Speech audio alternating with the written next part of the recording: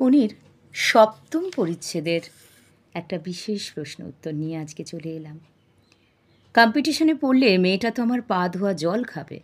কে কাকে এই কথাটা বলেছে, কার সম্পর্কে এমন কথা বলা হয়েছে, তার সম্বন্ধে লেখো।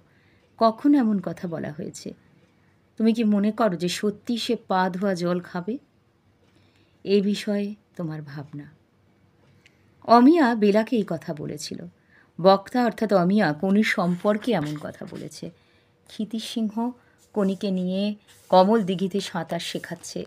মাঝে মাঝে সে কোনির সঙ্গে কথা বলে যাচ্ছে এবং চিৎকার করছে। অ্যাপেলো ক্লাবের ভেতর থেকে বেরিয়ে আসে অমিয়া আর বেলা। কোনির সাঁতার দেখতে তারা রেলিংয়ের ধারে দাঁড়ায়।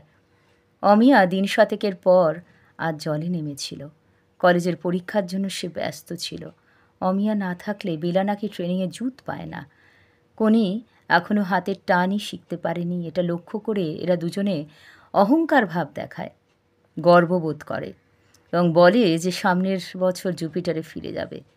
সেখানে ফিরে গিয়ে কোনি যদি তার প্রতিদ্বন্দ্বী হয় তাহলে তার যে কী অবস্থা অমিয়া করবে সেই সম্পর্কেই বক্তা এমন মন্তব্যটি করেছে।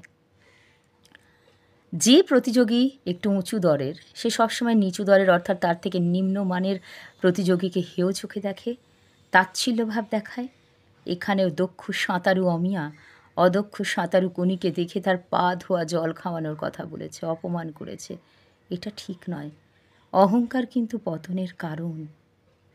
কোনো শক্তিকেই তুচ্ছ বা সামান্য হিসেবে দেখতে নেই। সামান্য অগ্নিস্ফুলিঙ্গ একটা গোটা গ্রাম বা শহরকে ধ্বংস করে দিতে পারে। অমিয়ার যে অহংবোধ, গর্ববোধ, দর্প তা চরমভাবে এখানে প্রকাশিত।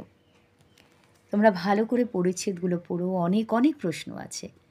আজকে তাহলে এই পর্যন্তই। ধন্যবাদ।